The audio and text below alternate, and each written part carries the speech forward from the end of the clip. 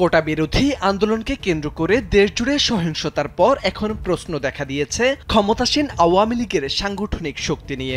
পরিস্থিতি নিয়ন্ত্রণে ব্যর্থতার মধ্য দিয়ে দল ও সহযোগী সংগঠনের দুর্বলতা স্পষ্ট হয়েছে বলে মনে করেন কেউ কেউ। সেই সঙ্গে বিভিন্ন পর্যায়ে নেতৃত্বের সক্ষমতা নিয়েও প্রশ্ন উঠেছে। টানা ৩ মেয়াদ সরকার পরিচালনার মাধ্যমে দেশের অর্থনৈতিক ভিত্তি মজবুত করলেও দুর্বল হয়েছে দলের সাংগঠনিক অবস্থা। রাষ্ট্র ক্ষমতার প্রভাবে দলীয় নেতাকর্মীদের আদর্শিক দৃঢ়তা ও ত্যাগের মানসিকতায় বড় রকমের ঘাটতি তৈরি হয়েছে বলে আলোচনা হচ্ছে। দলের বর্তমান পরিস্থিতির জন্য বেশ কিছু কারণও সামনে আসছে। এর মধ্যে বিভিন্ন স্তরে নিয়মিত সম্মেলন না হওয়া, নানা কারণে ত্যাগী ও নিবেদিত কর্মীদের অভিমানে সরে যাওয়া। এবার ব্যাংকও আপনার হাতের মুঠোয়। Balance transfer, mobile recharge, bill pay থেকে শুরু করে যা চান সব হবে এক মুহূর্তে। NRBC planet. কমিটিতে হাইব্রিডদের প্রাধান্য, নেতৃত্বের নির্বাচনে আর্থিক লেনদেনের প্রবণতা, যোগ্যদের বঞ্চিত করা এবং জেলা উপজেলা পর্যায়ে পারিবারিক নিয়ন্ত্রণ ও স্বজনপ্রীতির অন্যতম।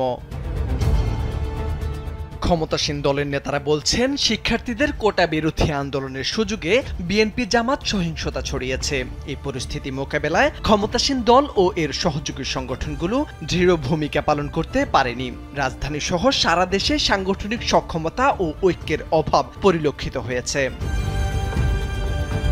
সাংগঠনিক দুর্বলতার কথা খোদ দলের সাধারণ সম্পাদক ওবায়দুল কাদেরও বিভিন্ন বৈঠকে উল্লেখ করেছেন। কোটা বিরোধী আন্দোলনের সময় দল হিসেবে আওয়ামী লীগের নানা দুর্বলতা বেরিয়ে এসেছে বলে স্বীকার করেন। এ পরিপ্রেক্ষিতে ছাত্রলীগের উপর ক্ষোভও ঝাড়েন তিনি। তার মতে, সহিংস পরিস্থিতিতে এমপিরা ব্যর্থতার পরিচয় দিয়েছেন। কাউন্সিলরদের মধ্যে সমন্বয় ছিল না। ঢাকার যাত্রাবাড়ি, রামপুরা, মোহাম্মদপুরে দুর্বৃত্তদের সঙ্গে আইন শৃঙ্খলা রক্ষাকারী বাহিনীর সংঘর্ষে হতাহতের সংখ্যা বেশি হওয়ায় সেসব এলাকায় দলের দুর্বলতার কথাও বলেন ওবায়দুল কাদের। সংগঠনের দুর্বলতা রয়েছে স্বীকার করে আওয়ামী লীগের সভাপতি মণ্ডলীর সদস্য জাহাঙ্গীর কবির নানক কালবেলাকে জানান, যারা এই দুর্যোগকালীন সময়ে দলের সঙ্গে ছিল না তাদের বিরুদ্ধে ব্যবস্থা নেওয়া উচিত। আর আওয়ামী লীগের সভাপতি মণ্ডলীর সদস্য শাহজাহান খান জানান, দুর্বলতা রয়েছে, এটা অস্বীকার করার উপায় নেই। দীর্ঘদিন ধরে ক্ষমতায় থাকায় নেতাকর্মীদের মধ্যে আন্দোলনের চেতনা নষ্ট হয়ে গেছে। এমনকি অনেকে অপশক্তির বিরুদ্ধে রাজপথে লড়াই করার সাহসও হারিয়েছে। আওয়ামী লীগের অনেক নেতা মনে করেন, সংগঠনের এমন বাজে অবস্থার জন্য কেন্দ্রীয় নেতা থেকে দলের বিভিন্ন পর্যায়ের শীর্ষ নেতারাই দায়ী। ক্ষমতার স্বাদ পেতে অতীত ভুলে গিয়ে দলের ত্যাগী নেতাদের দূরে ঠেলে দিয়ে হাইব্রিডদের জায়গা করে দিয়েছে। অর্থের বিনিময়ে বিভিন্ন কমিটিতে পদায়ন করা হয়েছে। দল ভারী করার জন্য বিএনপি জামাতের অভয়ারণ্য বানানো হয়েছে আওয়ামী লীগকে। এদিকে দলের সাংগঠনিক সমস্যা আঁচ করতে পেরে রাজধানী সহ সারা দেশে দলকে চাঙ্গা করার উদ্যোগ নিয়েছে ক্ষমতাসীন দল। এরই ধারাবাহিকতায় ঢাকার বঙ্গবন্ধু এভিনিউয়ে দলের সহযোগী সংগঠনের শীর্ষ নেতাদের সঙ্গে বৈঠকে বসেন ওবায়দুল কাদের। আত্মসমালোচনা করে সেই বৈঠকে দলকে ঐক্যবদ্ধ করার বার্তা দেন। এরপর থেকে রাজধানীতে বিভিন্ন ওয়ার্ড সংসদীয় আসন ভিত্তিক বৈঠক করা হচ্ছে।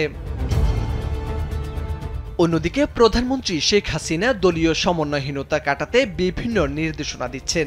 জনসম্মুখে কথা বলার ক্ষেত্রে নেতাদের সচেতন হওয়ারও নির্দেশ দিয়েছেন। কারফিউ ও কোটা বিরোধী আন্দোলন নিয়ে দায়িত্বপ্রাপ্ত মন্ত্রী বা নেতা ছাড়া অন্য কাউকে কথা বলতে নিষেধ করেছেন।